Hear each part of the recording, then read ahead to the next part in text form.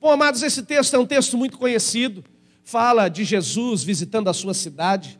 Keila, é muito provável que este episódio, Natan, ele se dá entre 8 a 11 meses, Manolo, de ministério de Jesus. Depois, Cherola, depois que ele foi batizado, passou pelo processo do sermão, passou pelo processo do jejum de 40 dias, então ele começa a ministrar por várias cidades, e Gesiel, por onde ele ia, Deus o usava de uma forma sobrenatural, e as pessoas começaram a ficar impactadas com aquele jovem de 30 anos, que quando orava, as pessoas eram libertas das suas opressões, quando ministrava, paralíticos andavam, cegos voltavam a enxergar, leprosos tinham suas peles limpas novamente, quando ele ensinava, não era como os fariseus, de muita repetição, de muita hipocrisia, mas eram palavras que impactavam o coração, e muitos começaram a receber o evangelho, começaram a receber as manifestações de Deus através de Cristo. E na sua caminhada então, chegou um momento que ele passa pela sua cidade natal, Nazaré, a cidade, Roberto, onde ele cresceu, a cidade onde ele frequentou a escola, a cidade onde a sua família ainda habitava, morava. E a Bíblia diz que quando ele chegou lá, ele vai até, muito obrigado, William, ele vai até o templo, no sabá, no sábado, e era cultura, e é cultura do judeu, mas era cultura do judeu ir ao templo, e então ele se levanta, pega o rolo de Isaías, dos profetas, a Bíblia deles, né? O livro através do rolo, do papiro ali, e ele lê um trecho de Isaías que diz: e ele me ungiu para pregar aos pobres, para trazer libertação aos cativos, e depois que ele termina, a palavra do Senhor diz que ele declarou: hoje esta palavra, ela está acontecendo através da minha vida. Então aqueles homens ficam indignados, Mike, porque eles olhavam para ele e diziam assim: nós conhecemos, sabemos quem ele é. Quem ele pensa que é para achar que ele é ungido? Eles esperavam o Messias, o libertador do jugo de Roma, um nobre, um guerreiro, um homem com sangue nos olhos mesmo, né? um matador. E eles olham Jesus apenas como um carpinteiro, com muita serenidade, muita sabedoria. E o texto aqui, Mateus diz que quando Jesus terminou de ensinar, aquele povo ficou maravilhado com tamanha sabedoria dele. Tamanha era a graça de Deus na sua vida. E o texto que lemos diz que eles ficaram admirados com a sabedoria, com os poderes, ficaram maravilhados com as palavras que foram liberadas da sua boca. Só que essas maravilhas, ou este impacto, melhor dizendo, que eles receberam, não foi um impacto positivo, porque no verso 57 diz: então eles se escandalizaram por causa dele. Preste atenção aqui. Jesus, ele ensinou, ele ministrou, ele compartilhou coisas ali. E ao invés dele trazer um impacto positivo, Jéssica, ao invés daqueles homens ficarem felizes porque alguém do meio deles estava se despontando como um pregador, como um profeta, e eles talvez ainda não o viam como Messias, mas algo diferente saía de Jesus. Mas a Bíblia diz que aqueles homens, na verdade, se escandalizaram, Claudinha. Quando que a gente fica escandalizado por alguém, com alguém? A gente fica escandalizado quando a gente passa, né, num boteco e vê um irmão da igreja enchendo a cara de cachaça. A gente fica escandalizado quando a gente vê uma pessoa que se diz cristão andando na 15 de novembro, casado, andando na 15 de novembro de mão dada com outra mulher. A gente fica escandalizado quando a gente vê uma pessoa que se diz cristão tratando uma outra pessoa mal, humilhando. É verdade ou não é? A gente fica escandalizado com o pecado das pessoas. Agora eu pergunto para vocês, Jesus pecou aqui? E por que eles escandalizaram? Eles escandalizaram com o que Deus estava fazendo na vida dele. E eles ficaram tão impactados negativamente que eles começaram a perguntar: não é esse, por um acaso, o filho do carpinteiro? Eu fico pensando aqui entre nós, talvez um cutucando o outro, dizendo assim: cara, não é esse que fez a mesa da sua casa? Uma mulher olhando para o outro dizendo: não é esse que fez aquele balcãozinho que você tem lá na sua cozinha? Não é esse que estudava com o teu filho na escola ali de Nazaré? E aqueles homens, sem entenderem, ou sem quererem entender o que Deus estava fazendo na vida de Jesus, a Bíblia diz que eles desonraram Jesus. E é sobre honra que eu quero falar com você nesta noite. O papel importante, impactante, Léo, que existe na honra e o resultado que a honra traz. E também não tem como eu não falar do resultado destrutivo da perda que nós muitas vezes enfrentamos em nossa vida, pastor Dodô, por conta da desonra. Para a gente entender sobre honra e desonra, nós precisamos começar, Emanuel, entender que talvez nós estamos passando por situações de aperto, estamos passando por situações de fracasso, estamos passando por situações de frustração, porque ainda não entendemos que quando nós honramos, nós atraímos o favor de Deus, e não é apenas uma honra a Deus, mas todas as pessoas que estão à nossa volta, pessoas que merecem reconhecimento. Quando nós honramos essas pessoas, há uma recompensa que vem de Deus, mas quando nós desonramos essas pessoas, infelizmente nós travamos esse favor de Deus em nossas vidas. A honra, ela é uma chave, Amanda, que é dado na mão de todos nós, mas nós escolhemos se vamos usar esta chave ou se vamos manter as portas do favor de Deus fechadas em nossa vida. Talvez um dos erros que nós mais cometemos e não nos damos conta é o erro da desonra. É a falha em honrar quem merece honra. E por conta disso, nós acabamos fracassando. A palavra do Senhor diz que existe uma recompensa para aquele que honra. E nós vamos encontrar vários textos bíblicos, e é muito provável, como aconteceu hoje pela manhã, pastora Neia, que eu não vá conseguir finalizar toda essa ministração, mas é claro que ela vai ter um final.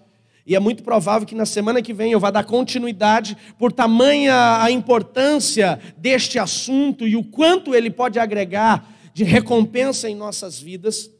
E quando nós entendermos o que Deus vai nos trazer de recompensa, é muito provável que a gente vai começar a mudar algumas atitudes em nossas vidas. E também é muito provável que a gente vai entender o porquê que algumas coisas ainda estão travadas no nosso caminho. Diga comigo, a honra é uma chave para a recompensa. Quando eu falo de recompensa, nós precisamos entender que a recompensa, Edson, ela será manifesta, Bruno, de duas formas. Existe a recompensa eterna. A recompensa eterna, inclusive, eu ministrei para vocês alguns dias atrás uma série de mensagens sobre os julgamentos, do Apocalipse. E nós entendemos que serão 3 julgamentos: o tribunal de Cristo, o julgamento das nações e o julgamento do trono branco. Quem lembra da série, diga amém. A primeira ministração desta série foi o tribunal de Cristo. E o que é o tribunal de Cristo? Todo cristão que for arrebatado, e nós estamos vendo que os sinais estão cada vez, Lilo, mais próximos do arrebatamento. Todo cristão que for arrebatado, ele não será arrebatado, ou seja, salvo, porque ele merece. É graça, amém, queridos? Não são as nossas obras que nos fazem merecedores. Porém, todo cristão arrebatado por Jesus, encontrando com Jesus nos ares, antes de entrar na festa de 7 anos, que é, Léo, as bodas do Cordeiro, ele vai passar por um julgamento que chama-se o tribunal de Cristo. Todos nós. E quando chegarmos nesse julgamento, Bruna, nós nos apresentando diante do Senhor, vamos apresentar as nossas obras em função da igreja. Vamos trabalhar, Deus vai nos dar recompensa sobre tudo que eu e você fizemos em função do reino de Deus. Você está me entendendo? Diga amém. E a Bíblia diz que então neste dia, lá no tribunal de Cristo, no arrebatamento da igreja, o Senhor Jesus, ele vai julgar as nossas obras. Preste atenção, Carol. Este julgamento não vai trazer condenação e vai fazer voltar do céu quem subiu e não teve obra nenhuma. Não é isso. Está salvo. Amém, queridos? É graça. O que é graça? É receber o bem que eu não mereço. Nenhum de nós mereceríamos salvação, mas Jesus morreu na cruz para nos salvar, amém, queridos? E todo aquele que reconhece Jesus como seu Salvador, entrega a sua vida a Ele e segue o caminho dele, a direção dele, então esse recebe o que ele não mereceria. E misericórdia, diga comigo, misericórdia é não receber o mal que eu mereço. Você entendeu a diferença? Graça é quando Deus te abençoa, mesmo você não merecendo. Misericórdia é Deus não mandar o juízo que você merece. Usa isso nas suas orações, vai fazer total diferença na sua compreensão. Então a salvação é graça, porém, a recompensa que a Bíblia chama de galardão, Paulo falando lá em 1 Coríntios, é aquilo que nós vamos receber para a eternidade. Então tudo que eu faço hoje em função do reino vai me trazer uma recompensa eterna, onde eu governarei com Cristo, você governará com Cristo, no governo do milênio que o livro de Apocalipse chama, que será sobre, né, esta terra, e é uma direção escatológica que a gente vai ensinando se você tiver dúvidas, mas é um governo milenar, um governo com Cristo que nós receberemos eternamente, amém, queridos? Porém, existe uma outra recompensa, que é a recompensa terrena. E a recompensa terrena, se a chave da recompensa eterna é eu e você agirmos, trabalharmos aqui na igreja de Cristo, servindo a igreja de Cristo, a chave da recompensa terrena é quando nós aprendemos a honrar as pessoas que merecem honra. E é sobre isso que eu quero trabalhar com você. Pastor, o que é honra? Vamos lá comigo. O dicionário diz que honra, o dicionário grego diz que a palavra honra, ela é timi. Só que não é timi, T-I-M-I ou M-Y. É em grego T-I-M-E, como nós falamos de time de futebol, só que pronunciamos timi. A palavra timi no grego significa dar honra, significa valorizar, significa considerar uma pessoa com valor, significa tratar alguém como se tivesse um peso precioso, significa estimar uma pessoa. Quando eu reconheço o valor de uma pessoa, eu a honro, eu lhe valorizo, a Bíblia diz que existe uma recompensa para isso, e é sobre isso que nós vamos trabalhar um pouco mais. Quando Jesus ele passa pela cidade de Nazaré, ele entra na cidade de Nazaré, a Bíblia diz que ele não conseguiu operar muitos milagres. Volta comigo lá no livro de Mateus, capítulo 3, verso 54, o verso 58, perdão. A parte B do 57 diz assim: mas Jesus lhes disse, só em sua própria casa, em sua própria terra, que um profeta não tem honra. Ou seja, olha, leu aí, agora olha para mim, ele diz só na sua própria terra, só na sua própria casa, que um profeta não tem honra. Ele está dizendo assim, só na sua casa, que um profeta ele não tem o seu devido valor, não existe uma valorização, não existe um peso de reconhecimento de quem é essa pessoa. Quem está me entendendo, diga amém. E aí o verso 58 ele explica, então não realizou muitos milagres ali, por conta da incredulidade, por conta da desonra daquela cidade. Olha para mim um instante agora, deixa eu explicar uma coisa para vocês. Jesus ele não ficou indignado pela desonra daquele povo, pelo escândalo que veio ao coração deles, pela forma que ele ensinava, Hernani. Não é isso não. Algumas pessoas talvez quando leem essa passagem, eles pensam assim, Jesus não quis operar milagres ali, Jesus não quis ressuscitar mortos ali, Jesus não quis curar leprosos ali, ele ficou chateado. Não foi. É que a honra, ela é a chave para uma recompensa terrena. Quem está me entendendo, diga amém. Quando eu reconheço alguém, quando eu honro alguém, quando eu dou valor, peso a esta pessoa, eu estou usando esta chave, Luiz, para receber a recompensa de Deus. Como esta cidade não honrou Jesus, ele, não é que não quis, mas ele não pôde. Diga comigo, ele não pôde. Por quê? Porque não tinha a chave aquele povo para receber o milagre. A recompensa sobre aquele povo poderia ser, mortos ressurretos, leprosos limpos, paralíticos andando, cegos enxergando, porque por onde Jesus passava era isso que acontecia. Mas ali em especial não aconteceu. Já que nós precisamos entender uma coisa, Jesus ele foi para uma cidade que para o judeu era uma cidade impura, chamada Samaria. E Jesus pregou para os samaritanos. E os samaritanos ficaram tão impactados com o que eles receberam de Jesus, que centenas deles foram salvos pela pregação daquela mulher, e quando ela trouxe aquele povo até Jesus. Os historiadores dizem que em Samaria muitos milagres aconteceram. E os historiadores dizem que não queriam deixar Jesus sair de Samaria, tamanho foi o impacto positivo que eles tiveram com a pessoa de Jesus. Ou seja, na terra dos gentios Jesus operou milagres, mas na casa dele não operou. Por quê? Porque lá na terra dos gentios eles usaram a chave da honra, abriu as portas da recompensa sobre a vida deles. Em Nazaré, eles não usaram a chave da honra, e a Bíblia diz que Jesus não pôde fazer ali milagres, ou seja, trazer recompensas. Só que não é apenas uma honra a Jesus que vai trazer recompensa, e nós vamos entender biblicamente que existem outros grupos de pessoas que quando nós honramos, nós vamos atrair resultados para a nossa vida. A primeira honra que eu e você temos que trazer é a honra ao próprio Deus. Deuteronômio 28, 1 e 2 diz assim: se vocês ouvirem a voz do Senhor teu Deus e obedecerem tudo o que Ele disser a vocês, Ele diz, as bênçãos do Senhor perseguirão e alcançarão. Eu falo tanto desse texto, é a palavra da minha vida, linda. Sabe o que ele está dizendo? Que quando eu e você obedecemos, nós honramos. Porque quando eu e você obedecemos, nós damos valor, nós valorizamos Deus.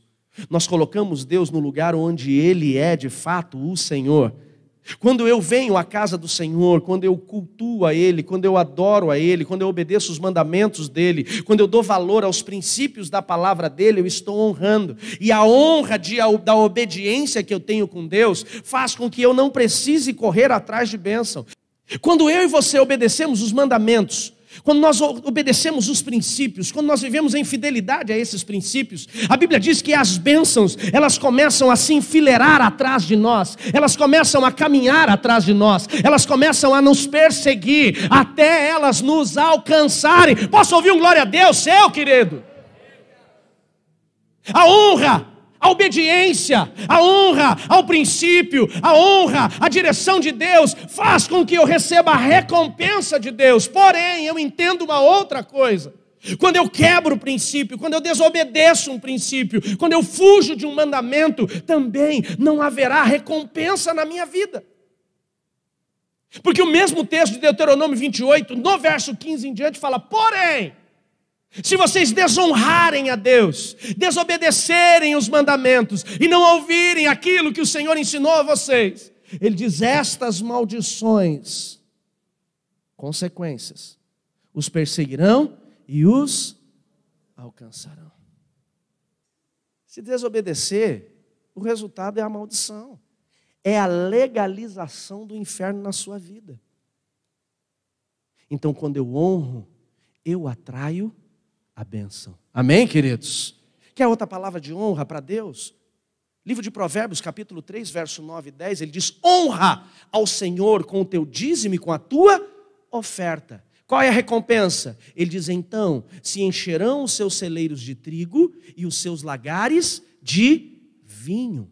Mas por que a Bíblia ensina sobre honrar? A palavra diz essa mesmo, vou pedir para o Adriano colocar para mim, Provérbios 3:9, deixar na tela um pouquinho. Ele diz, honra ao Senhor com o seu dízimo, honra com a primícia da sua renda, perdão. Ele diz, quando você honra, Ele te traz a recompensa. Por quê? Porque Jesus nunca comparou o senhorio de Deus com o senhorio de Satanás. Jesus não disse assim, você tem que escolher qual Senhor que você vai escolher, ou você vai adorar a Deus ou vai adorar o diabo.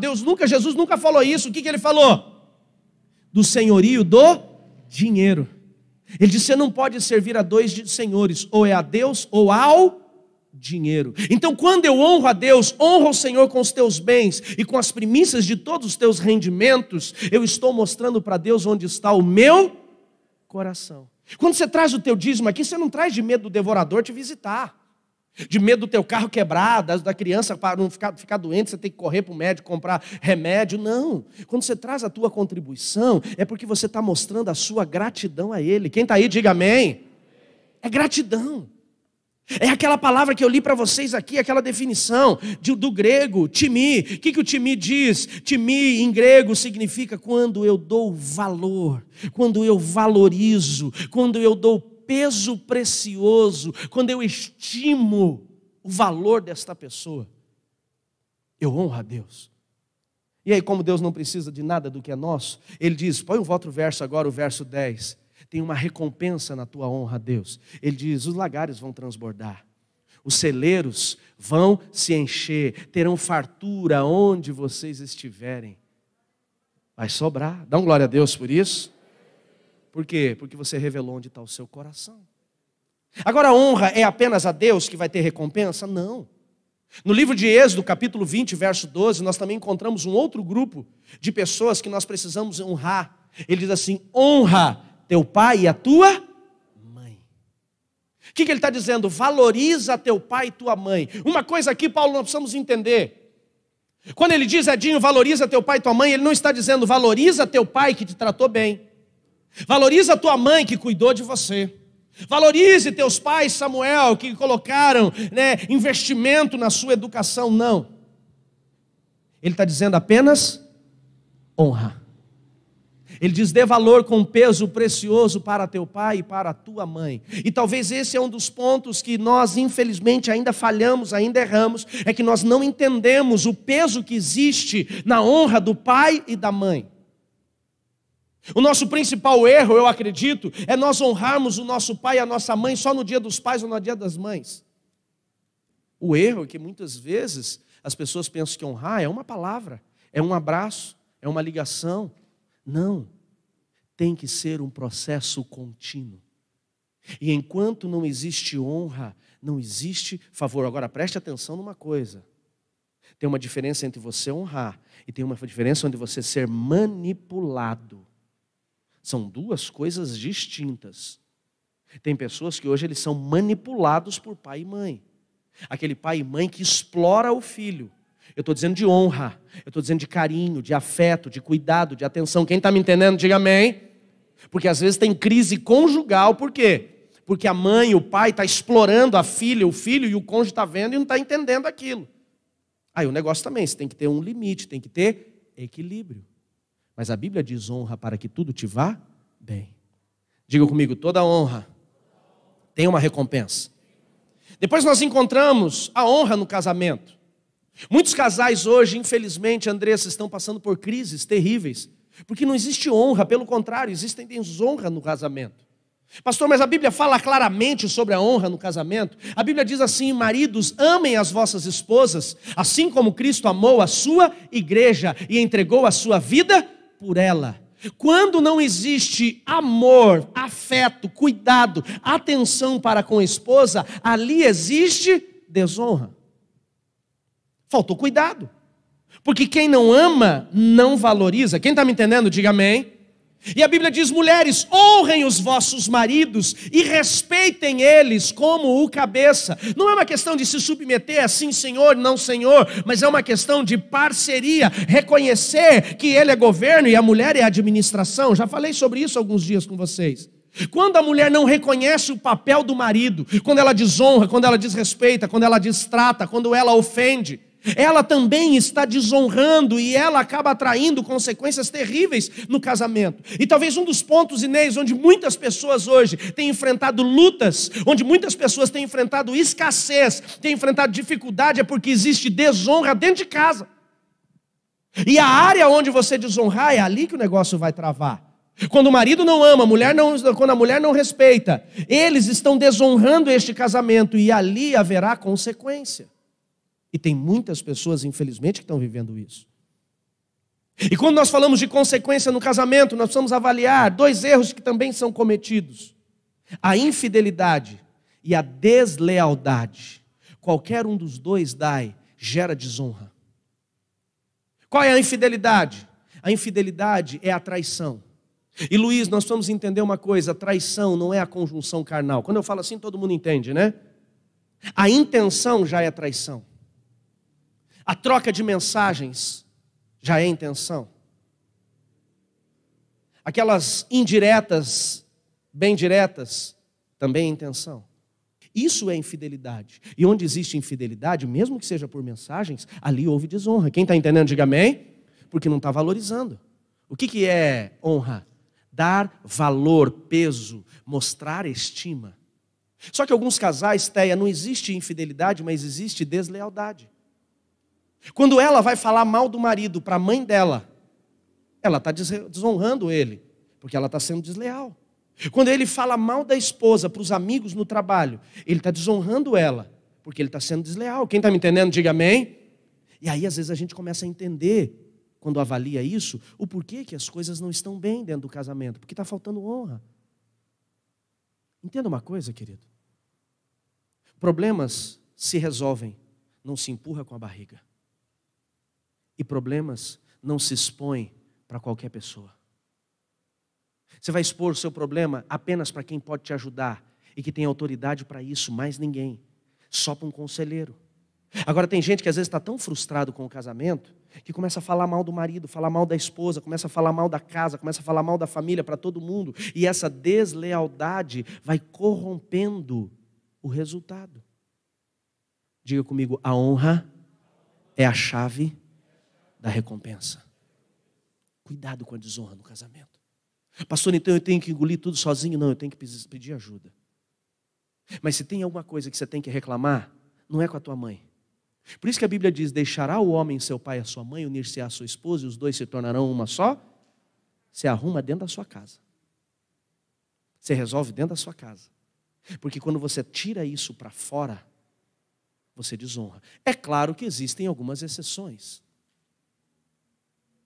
Só que o grande problema é que às vezes as pessoas não têm maturidade o suficiente para esse processo.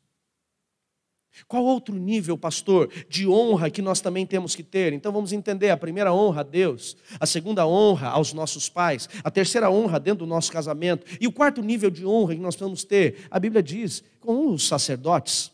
Abra a tua Bíblia comigo lá no livro de 1 a Timóteo, capítulo 5, verso 17.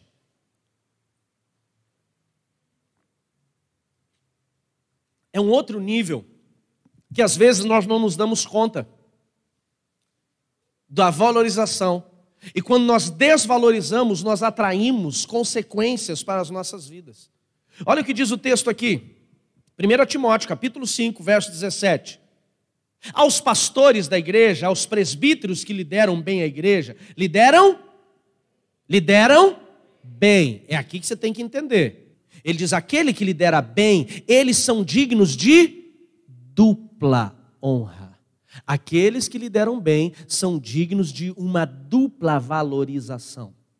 É difícil para eu falar isso, porque parece que eu estou querendo, Priscila, legislar em causa própria.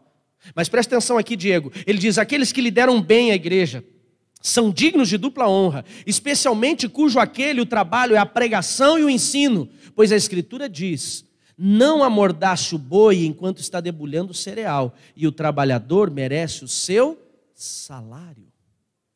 Tem gente que gosta de criticar, de falar mal. E quando nós fazemos isso, independente se é questão financeira, ou simplesmente pelo pastor, o papel do pastor, do líder, nós estamos desonrando.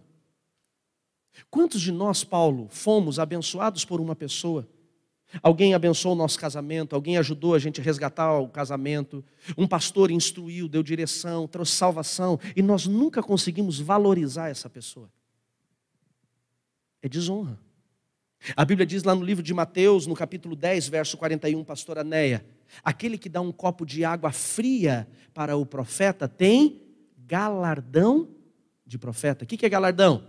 Recompensa.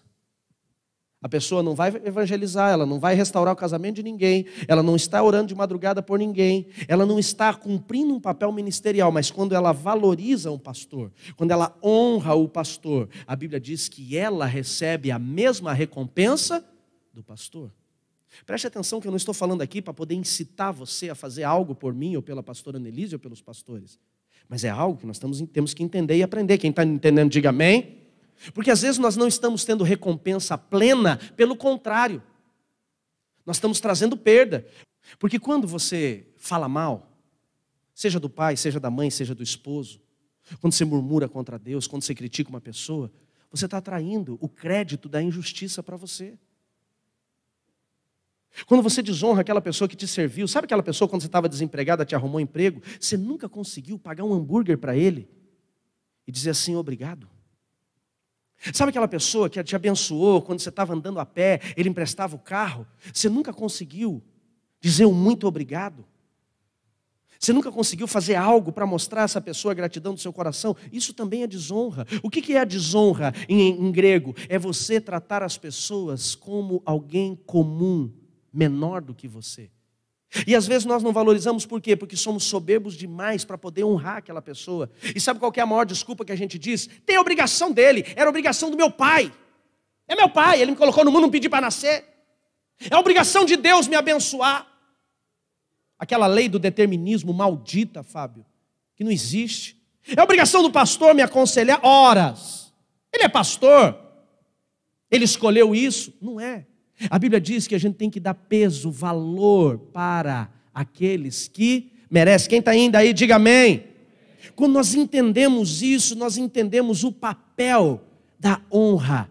Nós entendemos o resultado que ela vai trazer. Eu falei para vocês, não vou poder terminar hoje aqui, domingo que vem eu quero insistir na verdade para você voltar, para a gente entender um pouco mais, né, sobre outras categorias que nós temos que honrar. Mas quando nós começamos, Teia, a viver este processo da honra, viver este processo da valorização, viver este processo do reconhecimento daqueles que nos ajudaram, que nos abençoaram, que nos serviram, aqueles que fizeram diferença na nossa vida, cada atitude de honra que nós tivermos com essas pessoas, elas vão começar a colocar chaves em nossas mãos, onde nós viveremos a recompensa que vem de Deus. Eu honro meu pai, Deus me recompensa. Eu honro meu pastor, Deus me recompensa. Eu honro meu marido, Deus me recompensa. Eu honro aquele amigo que me ajudou, Deus me recompensa. Eu honro a autoridade do meu trabalho, Deus me recompensa. Quem está me entendendo, diga amém. A recompensa ela tem um papel maravilhoso e poderoso. E eu encerro aqui dizendo isso. O erro de muitas pessoas é que elas só querem ajudar, dar, presentear, honrar, quando a pessoa tem uma necessidade. Quando você traz teu dízimo e tua oferta para a igreja, só porque a igreja tem que pagar uma conta, você não está trazendo porque você entende que a obra de Deus merece na pessoa de Deus, mas você está trazendo porque ela tem uma necessidade. Então não é honra, chama-se esmola. Quem está me entendendo, diga amém. Quando você passa por uma pessoa na rua e ela está pedindo dinheiro, você vê que aquela pessoa é uma pessoa simples, está passando fome, e você dá um dinheiro para ela, você dá porque você está honrando ela? Você está dando porque ela está precisando. Isso chama-se esmolar. O nosso erro é esse, a gente só quer honrar quem precisa. Vamos dar um... Não, ele não precisa, não é questão de precisar. Eu vou presentear o William. Mas o William não precisa, ele é dono de uma confeitaria, Deus tem abençoado ele bastante, as coisas têm fluído, têm acontecido. Não importa se ele precisa ou não. Importa é que ele merece. Vocês estão me entendendo? Diga amém. Esse é o processo. Não importa se a tua esposa precisa de um sapato ou não. Até porque elas sempre vão dizer que precisam. É verdade ou não é? É de Deus, sentiu, né? Eu acho que eu ganhei uma ovelha, hein? Elas sempre vão achar que precisam. Mas não é pelo fato dela necessitar ou não. Eu já vi marido dizer assim, mas ela não precisa disso. Não importa se ela precisa. A honra é pelo que ela merece. É diferente. Amém, queridos? Esse é o ponto. Quando você não entender o processo do merecimento, você não vai aprender a honrar. E quando você não aprender a honrar, você não tem o resultado, a recompensa da honra. Para quem tem necessidade, eu dou esmola. Para quem tem merecimento, eu dou honra. Não importa se tem carro, se tem casa, se tem sapato. Não importa o que a pessoa tem. Ela merece, ela te ajudou, você vai valorizar. E aí eu encerro com Mateus capítulo 8, a história de um homem que a Bíblia apresenta como o centurião. O centurião, ele era vou até fechar aqui para não me embolar mais com nenhum texto bíblico aqui. O centurião, ele era uma autoridade romana que era mandada para as cidades onde eles dominavam, e esse centurião, ele tinha mais poder do que qualquer autoridade daquela cidade, autoridade local. O centurião, ele era líder de um destacamento de soldados, e se não fizesse o que ele mandava fazer, poderia ser preso e até morto, chicoteado, e tinha várias situações que aconteciam. Esse centurião, Xerola, tinha um servo dele, um funcionário dele que ficou doente. E tudo que ele podia fazer por esse funcionário de grande estima, ele fez, Renata, mas não pôde curá-lo. Então ele fica sabendo que Jesus, para alguns o curandeiro, para outros o profeta, para muitos o Messias, estava passando pela cidade. E ele, sabendo da fama de Jesus, do quanto Jesus operava milagres, linda, ele pede para que os líderes judeus chamem Jesus para ministrar o seu servo. Então a Bíblia diz, Samuel, que chamaram Jesus e Jesus estava indo. Mas antes de Jesus chegar na sua casa, a Bíblia diz que esse centurião mandou um outro grupo de funcionários para parar Jesus no meio do caminho e disse assim, meu Senhor manda te dizer, ele não é digno que você entre na casa dele. Ele diz que é homem de autoridade como você é. Se você apenas mandar uma palavra de ordem, ele acredita que o seu funcionário, que o seu servo será curado. Então, por favor, o senhor pode só liberar uma palavra? A Bíblia diz que a atitude do centurião, ela foi tão impactante para Jesus, que Jesus diz, não existiu homem em Jerusalém que tivesse fé do tamanho deste centurião. Talvez é um dos únicos pontos que nós vamos encontrar Jesus impactado. Jesus chegou perto de João Batista, Jesus andou com 12 discípulos, Jesus foi ministrado, discipulado pela sua mãe, mas nem a mãe, nem João Batista, nem os discípulos tiveram fé do tamanho daquele homem. Por quê? Porque aquele homem honrou Jesus. E a honra daquele homem, ela vem de 3 formas, e é aqui que nós vamos aprender. Quando eu quero honrar alguém, número 1, eu tenho que reconhecer o valor dessa pessoa. Sabe por que talvez nós homens não presenteamos nossas esposas mais? Porque talvez nós não reconhecemos o valor que elas têm. Sabe por que talvez tem mulheres que não respeitam os seus maridos e tiram suas autoridades, depreciam eles? Porque não reconhecem o valor que ele tem. Sabe por que a gente só lembra de pai e mãe em dia dos pais e dia das mães? Porque a gente não reconhece talvez tudo que eles fizeram. O primeiro passo para você honrar é quando existe um reconhecimento. Nós esquecemos. O que essa pessoa fez na minha vida? O que esse amigo fez por mim? Qual foi o preço que esse líder pagou para estar do meu lado? Nós temos muito mais facilidade em arrumar desculpas para honrar do que de fato reconhecer que a pessoa merece honra. Às vezes a pessoa precisa só de uma coisa. Não é que ela precisa, mas às vezes é só uma atitude tua que vai fazer com que ela se sinta valorizada. Um café na tua casa. Às vezes é só isso. Já parou para pensar? Às vezes é um abraço. Às vezes é uma gravata feia. Porque enquanto nós não reconhecemos, nós não vamos honrar. Depois, a segunda coisa que nós entendemos que este homem fez, e essa é a segunda lição: toda vez que eu reconheço, eu falo. A segunda expressão de honra é quando eu libero palavras de honra. Ele diz assim: manda dizer para Jesus que ele é autoridade como eu. Ele era um dominador, Michele, e Jesus era um dominado. Quem está me entendendo, diga amém. Ele romano, Jesus judeu, sim ou não? Romanos oprimiam judeus, sim ou não? Ele diz, mas ele tem a mesma autoridade do que eu. Ele libera uma palavra dizendo, eu reconheço o teu valor. Às vezes até as nossas palavras são difíceis. A gente é muito bom de crítica. É ou não é? Mas você fez, você... Mas e quando precisa valorizar? Palavras, elas têm um poder para justificar e elas têm um poder para condenar. Nós precisamos aprender isso. Nossas palavras hoje, elas são de honra ou de desonra? Criticamos, murmuramos,